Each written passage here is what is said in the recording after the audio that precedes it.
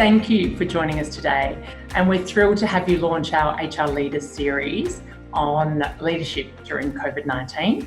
Coles, I think, has been front and centre since this whole crisis began. How has COVID-19 impacted Coles and how have you responded as an organisation? 2020 has been a very strange year because we came out of Christmas trade, which of course is our busiest time, straight into summer holiday trade, which was very quickly from Boxing Day onwards kind of gazumped with the evolving bushfire crisis, which again for an organisation like Coles was a big deal. We had a number of stores impacted, a number of team members impacted, and so how you mobilise an organisation actually turned out to be a bit of a dry run for what we then faced into with the pandemic. So we went from bushfires into floods and then into this pandemic, because when you're moving food and groceries, long haul around the size of Australia, you quickly get into the logistics of how do you help making sure that Australians stay fed. In early March, we quickly turned our minds to, okay, what do we need to do? What do we learn from last time? How do we make sure that we keep trucks on the roads? Where are our single point sensitivities in terms of things happening? What do we do if the borders get closed? And of course, we were watching what happened overnight overseas every day, overnight every morning, and looking at, okay, what do we learn? How do we pivot? What do we need to be mindful of? And I guess the thing that we talked about the most up front was team member safety, because it was obvious quite quickly that we would be an essential service, our industry. And with so many team members ranging in age from 14 and 15, depending on the state, right through until we have team members in their 80s right now on the payroll. How do we make sure all of them are safe through personally, both so that they don't contract the virus or that they don't suffer from abuse from customers, which unfortunately ended up being the case. So it's a very long way of saying it's been a very crazy year. And I say to people every week, I'm always interviewing people who come in and join Coles. So, Coles is a bit crazy. It's a bit of a juggernaut. It's a crazy pace. If you need to know what you're going to be doing at 10 o'clock on a Tuesday, it might not be the place for you. My God, that has never been more true than the last couple of months. Because it's always been fast-paced. I mean, right. Gone up 10 notches. Unbelievably so. And what would you say has been the biggest challenge? Dealing with the rapidly changing environment. We were talking as a leadership team a couple of months ago about it. It was kind of coming up to time when we should have a BCP crisis scenario planning, experience. Because, you need to do these things occasionally to stay fit in that regard. Well, here we are, wind forward, and we've been pretty much doing it for the last 7 or 8 weeks. And actually, it's been really, really useful and really rewarding to see how the team has evolved and everyone's played their part in terms of what we need to do, and whether that's about sorting out toilet paper gate and trying to get people to calm the farm, because we were never going to run out as a country, just to be very clear, right through to saying, how do we make sure we have enough hand sanitizer so that we can have it for our team members, have it for our customers, have it for our suppliers, etc. How do we protect our smaller suppliers who are having major cash flow issues right now? So, we're a big player in a big economy. So what's our role and how do we support the many people that support us and that we support? It's a very codependent system. It's fascinating. The UK was a little further ahead of us. Did you Yes. look at them in terms of how they were managing it? So we have a team that are connected globally. So we're looking at what's going on in the UK and Canada and the US, across Europe, and learning, what works, what doesn't, what have people done, what have they moved away from. And actually that's been really helpful for us. And we every morning still have the overnight updates coming in from the global retailers just to learn where their curve is at and what measures they're taking in store and in operations. Because of our flattening of the curve in this country, and we're lucky to be an island, we will probably come out of this a bit earlier than, let's say, certainly the UK or the US. And so what does that mean for our economy, and what does that mean for our supply chain? So it's fascinating. It'll be a great case study when we get through it. And Kris, it's interesting because you've been in the role for just over 12 months. Where have you really felt stretched as an HR leader? Coming home was really interesting. I've been away for a decade and I wasn't sure what to do next.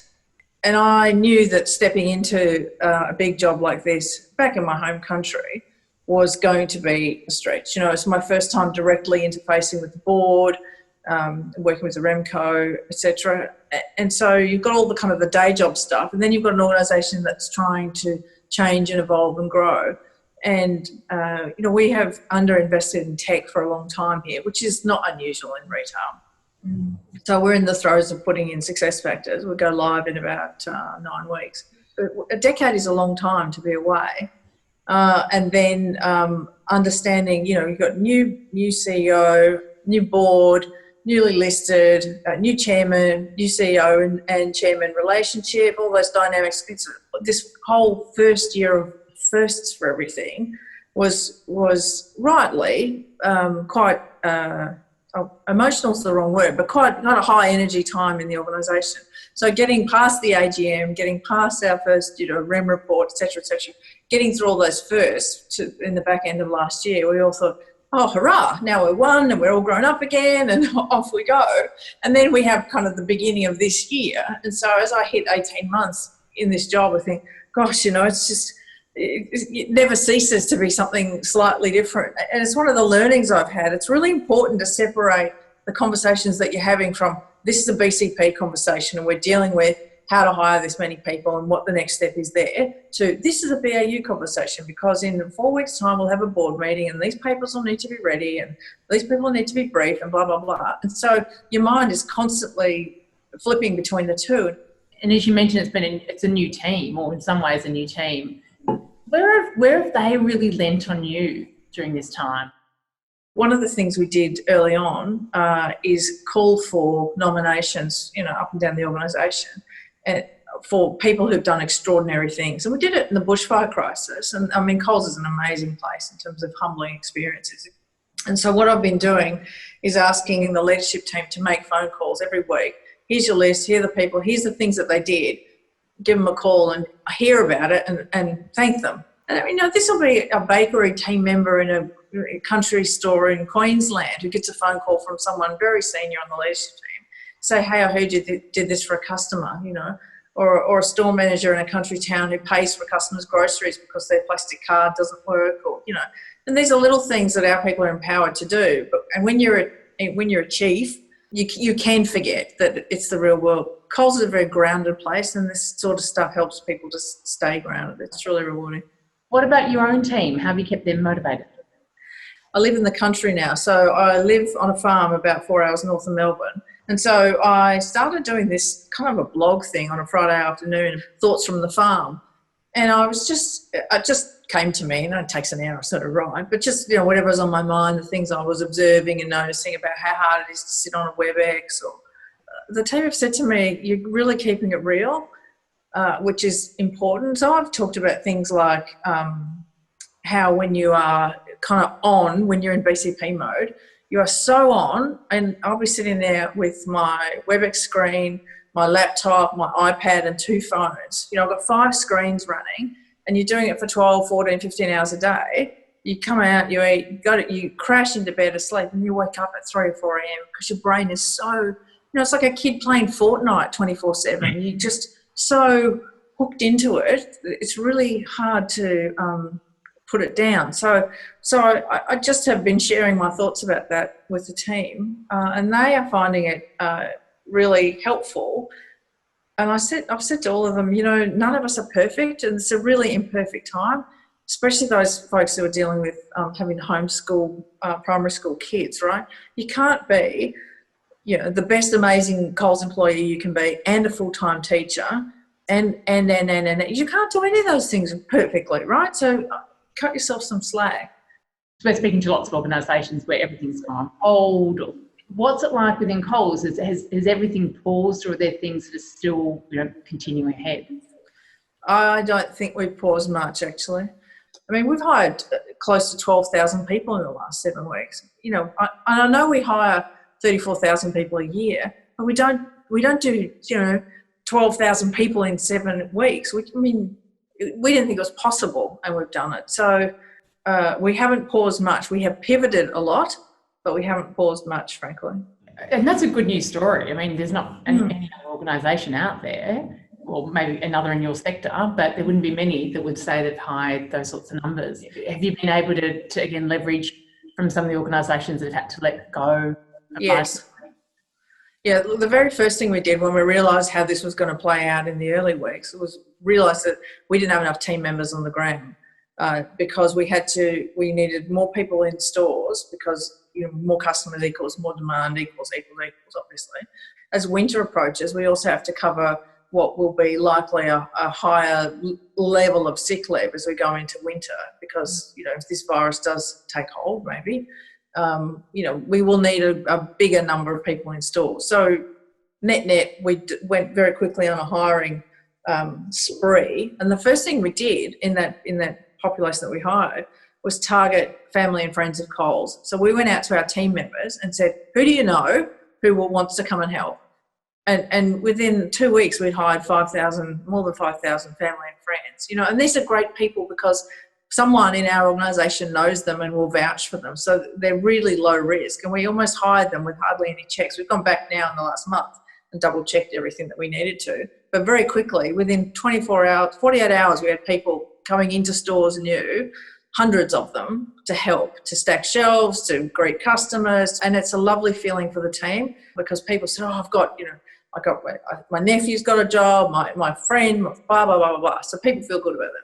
So that was in the first 3 days. Then we started talking to our partners. So we talked about, we talked to the AFL, we talked to YMCA.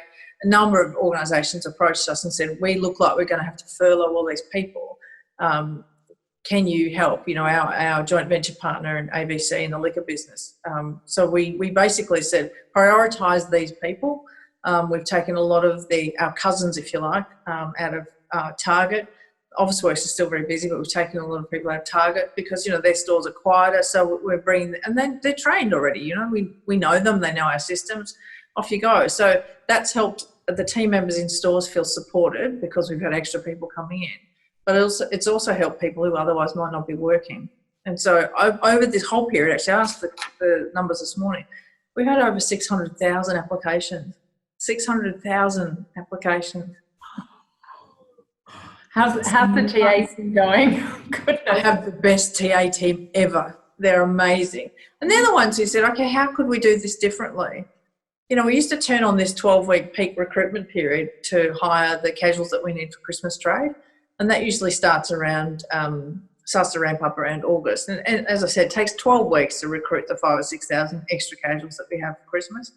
So in 7 weeks, we've hired 12,000 people, and the first tranche was really on the same sort of people. We're now really focused on skills. So we're hiring customer service agents who do our Coles online deliveries. We're hiring hundreds of them. We're hiring bakers. I said to the team, right, we have a skill shortage. We do not have enough qualified bakers. There must be more bakers on the market right now. Find them. And so, we've hired 80 bakers in the last 3 weeks. It's great. Again, great results. What's still keeping you awake at night? I think just planning for the gradual easing of restrictions and what will that mean? What will it mean for the Australian economy? What will it mean for our people?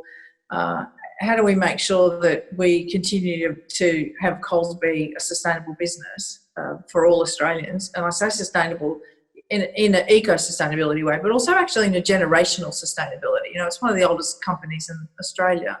So how do you make sure that it continues to be so for the people that are in Coles today and the ones who will be here tomorrow? This is what's on my mind at the moment, actually. Are we looking after the welfare of the teenagers who work for us, And it was particular on my mind as we went through the worst part of the panic buying because some of the behaviour of some Australians was appalling. And you think about the kind of folks who are generally on a checkout, they don't have the wherewithal to deal with this. Adults looking at adults, okay, but teenagers looking at adults doing this sort of stuff and speaking to them in a particular way, and you think, really, what are you like? What are you like? So, I worry. I was worrying about that. We've done a few things about it, so I feel good about that. I'm not worried about that today. There's always something new that drops onto the worry list. It certainly wasn't one of our proudest moments, was it? No, and it was almost, it felt very directly on the back of the bushfire thing. And I say that from a personal perspective because, I had to evacuate 3 times from the farm during the bushfire crisis because we're up near Mount Buffalo. And that was incredibly personally confronting and took a bit of kind of rationalising, if you like. And so to then 6 weeks later find someone spitting on the conveyor belt, when my son's putting someone's groceries through. Yes, I'm a proud Coles mummy as well. And I just think, really? Like, that is just so un-Australian. And people arguing about bloody toilet paper. I mean, what do you wish you knew 6 months ago? Oh, the one thing I wish I knew was that this was going to not be a sprint nor a marathon, but a series of marathons, because you manage your energy very differently if you know better what's coming. And if I'd not just gone straight into it and I'd taken the time to say, okay, what could this look like? And therefore, what boundaries do we need to put in place early versus working it out halfway through? I probably wouldn't have got as exhausted myself as I was in the middle of it, nor would I have let others get as exhausted. We would have kind of called time a bit earlier on making sure that we had A teams and B teams to swap in and out of stuff versus saying, no, it's all right, we'll man up and we'll just keep going for a bit longer. We are complete action heads in this organisation. Everyone wants to help, which is great. It's great. What about the upside? Has there been some upside to this? We pivoted 4,500 people out of the building in under a week and said no one comes in. And everyone said, well, it'll stop. And it hasn't, it just hasn't. And so what we've done and it's not just Coles, right? It's true across the board. But what we've been able to do is actually break a paradigm about what is possible with flexible working for everybody, including some of our more seasoned leaders who are of the belief you've got to be in the office to be working, because we just haven't had to be. And we're now having conversations about, okay, if we don't have people in the office, what other things have we learnt and experienced through this time that means we can be much more flexible? Do we need them in the office 1 or 2 days a week? Because there still is a balance. People need human connection. Mm-hmm. We've had a bunch of new people start in Taronga here in head office during this period. And it's a very strange time to join an organisation, right? Because you are, there's no one around, right? So there's still an element of human connection that's really important. But actually, do you need people here all the time? No, you don't need them here all the time. And do you really care what hours they work as long as the work gets done? No, actually you don't. And so it's enabled us to really have that conversation in earnest versus it just being an agenda that the nice folks in HR are driving. Just on that too, though, from an HR perspective, do you think there'll be any changes around the HR practice coming out of this, or HR skills or expertise, anything that you're already thinking about? HR is always a function that needs to adapt and evolve. I wouldn't say COVID was causal. I think the thing that's changing is our ability to be able to be much more data-driven. I mean, you never replace great intuition, but our ability to say, what does the data tell us about what's going on, I think will be much more important than perhaps it has been historically. Now, that's not a new trend, that's been coming for a little while, but I think this gives us another pivot point to make that more important, because if you're looking at what's going on in an organisation but you're not in it, feeling it because you're remote from it, actually you need to be able to look at what are the other signs about what happens in an organisation. So I think we'll turn up the dial a little bit on that. The other thing that I think will change is this kind of constant need or evolving need for contracting skills, so that people are clear who's doing what. Because, again, the reliance on physical cues about whether we've reached agreement, tacit or otherwise, we won't be able to rely on those as much. So being able to say, you'll do this, I'll do this, here's by when, I think that will become more important.